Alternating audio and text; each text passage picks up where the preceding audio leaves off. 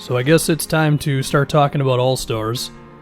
A couple disclaimers with this. Number one, I did an All-NBA video maybe 2 weeks ago or so that's probably going to contradict the hell out of my East and West All-Star vids. It's just the way it is, I don't know. The second thing is Kyrie's injuries make this kind of weird for the guard spots because he hasn't played a lot and we don't really know when he's going to be back. We might be able to say the same things about Siakam as well, because he's got a groin injury that the Raptors have been kind of quiet on. So there's a chance that the guard spots and the front court spots are going to be all out of whack because of those two. And number two, you cannot vote for Jimmy Butler as a guard. I've seen that a lot. If you have Jimmy in as like your starting backcourt or whatever, as of right now, maybe the NBA changes it, but as of right now, your all-star thing is broken. Jimmy Butler can only be selected as a front court player. Anyway, starting guards. Kemba Walker and Kyle Lowry. I don't think this one is very difficult. And when it comes to the passing and the defense and the general Kyle Lowry things that don't show up in the stat sheet while his stat sheet is still very good, yeah, he's one of them, no doubt. And as far as Kemba is concerned, he's not scoring like 30 points a game or anything, but his efficiency has been really good. I think his true shooting is like 58%. And his defense has been pretty decent, which is all you can ask for a guy that's this good. I think his impact goes, similar to Lowry's, his impact goes beyond just his numbers. We gotta stay glued to this guy at all times thing. I mean, he's shooting 40% on 9 threes a game. Like, he's on that level of shooter. As for the front court, again, I don't know what to totally do with Siakam. I'll say if Siakam is healthy, I'm going to have him over Jimmy. Apologies to Heat fans, because I think his scoring just takes him a little above Jimmy. And if he's not healthy, then Jimmy gets the spot, and then another dude gets in, probably another front court guy, and I don't know. At that point, we're getting so deep into this, I don't know what the hell to do. The others are Giannis and Embiid, of course. East starting five is Kemba, Lowry, Giannis, Siakam, Embiid. If we go to the backups, I'm going to do the backup front court first, and there's going to be a whole bunch of names talked about eventually. But for the backup front court, I'm going to go Jimmy, Bam, and there's a lot of names you could mention for this last spot. I think Bam has to be in, by the way. But you're looking at Tobias, Tatum, who is front court, not a guard. Middleton, if you want to do the two Bucks All-Stars. And to be fair, Middleton's been pretty damn good. He's putting up like 18, 19 a game. There's Drummond. There's been a decent amount of wings who have been good, but probably just miss it, like Hayward and TJ Warren, and funny enough, Marcus Morris, who's been pretty alright. If Davis Bertans has another insanely scorching run, then maybe he's got a real shot at this, although I don't really think he could, but he can be an all-star in our hearts, no doubt about that. Anyway, also Blake has just not been good. He's been in and out of the lineup, and his numbers are bad. So, I'm going to go Sabonis. I think Sabonis has been the heart of a Pacers team that has surprised a lot of people, including me. I was not very high on them to go into this season because of various things. And between the rebounding, the finishing, the passing, and the fact that Indiana has been still very good defensively with him starting, I think that's an all-star bid. And now we move to the backup guards. There's a lot of guards in the Eastern Conference. To just go gauntlet style with names, we have, besides Kyrie, remember that whole thing from earlier, we have Trae Young, Bradley Beal, Zach LaVine, Spencer Dinwiddie, Jaylen Brown, Evan Fournier, Devontae Graham, Malcolm Brogdon, Fred VanVleet, Ben Simmons, and maybe Bledsoe if that's your other all-star for the Bucks pick. Someone's feelings are getting hurt because not all those guys are getting in. I think of all those dudes, I think Bradley Beal has to be in. Now, Beal and Trae Young have similar cases because, of course, bad team, really good numbers, all that stuff. The difference between Beal and Trae, in my opinion, though, is the defense.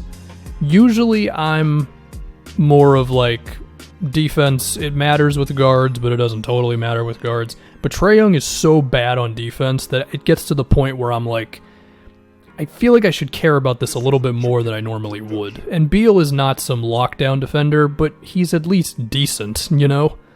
Now, one thing you can say against Beal is that his efficiency has dipped down this season, and he's had kind of a really bad stretch from 3 the last like 5 or 6 games. But his playmaking has improved, his free throw attempts have improved, and I think that equals to him still being like an improved player, even if he's just missing a few more shots than he would like to. So I got Beal as one of the guards. And so there's one more, and then of course we got the 2 wild cards, and I'm assuming one or both of those spots could potentially be guards. So for the last backup guard, again, there's a lot of names, and if there's any pick that's going to get me some heat, it's going to be this one. I'm going to go Ben Simmons, okay? Look, I know he's annoying. I know it's a meme that he won't shoot threes. I know sometimes in fourth quarters he looks like trash. Look, the dude might be an all-defense guy this season. He's putting up 14, 9, and 7. Philly is really good with him. They're really good with him and no Embiid. And is this me acknowledging that I think he's having a better season than Jaylen Brown, who's scoring 20 a game on over 50% shooting? Yes, 100% that is what I am acknowledging. And am I still questioning like Ben Simmons' long-term growth? Yeah. Although I think on a different team where the center was a floor spacer, it'd be a little better. But anyway, yeah, I got him as a guy. So now we move on to the, recap real quick. Backup All-Stars. Bradley Beal, Ben Simmons for guards, Jimmy, Bam, and Sabonis for frontcourt. Now we move on to the wild card. Basically every name I already mentioned. So I'm going to have Trae Young in one of these spots. And I made the case against him earlier. Bad team, defense is really bad, all that stuff. He's putting up 28 and 8. And it just would not sit right with me to not have him in the game. I mean, I don't know where he ranks among the best offensive players in the league, but he's somewhere in that list, you know? His efficiency has been great for a guy who shoots as much as he does. Free throws, threes, it's all there. I mean, hell, even on a bad team and being as bad defensively as he is, he's still thought of as a positive player on like the super dorky advanced stats, which don't mean anything, but I don't know. So that's one of them. The last spot, I'm basically splitting hairs here because, I mean, you look at like Dinwiddie and Brogdon, do they not have the same case? You know, carrying teams offensively that you might have thought we're going to have a tough time, especially with Kyrie and LeVert out for the Nets. Jalen and Tatum continue to be good. Drummond is having a year. I think I'm going to go Spencer Dinwiddie. I think the Nets have really needed him to hold the fort down with the injuries, because they put out some lineups where it's like Dinwiddie's the only guy who can dribble. I mean, he's playing with Garrett Temple and Joe Harris and Taurean Prince and John Musa and David Nwaba and stuff. It's like Dinwiddie is carrying something kind of fierce right now. So I think that puts him over. And yeah, his efficiency hasn't been amazing, but given the burden he's had to handle and the fact that his efficiency has still not like been horrible. It's 55% true shooting with a 35% assist percentage and only a 12% turnover percentage. I think that equals out to still a pretty positive, like, efficient player and stuff. And I think that's just been a little more impressive than what Jalen or anybody else at guard has done. I mean, I will admit, if I didn't have Sabonis in here, maybe Brogdon would be the spot, just out of some, like, philosophical good team needs at least one all-star thing. I don't know. Anyway, let's recap this one more time. And then, of course, the qualifiers once again. Can't vote in Jimmy as a guard. Siakam potentially not playing. Kyrie, no idea what to do with him. So, starting guards, Kemba and Lowry. Starting frontcourt, Giannis, Siakam, and Embiid. Backups, Bradley Beal, Ben Simmons, Jimmy Butler, Bam, and Sabonis. Wildcards, Trae Young, Spencer Dinwiddie. With apologies to Celtics fans. Look, I'm a Celtics fan, it's fine, okay? A small part of me thinks they're going to the finals, although I'm not ready to actually say that in a video yet, even though I just did.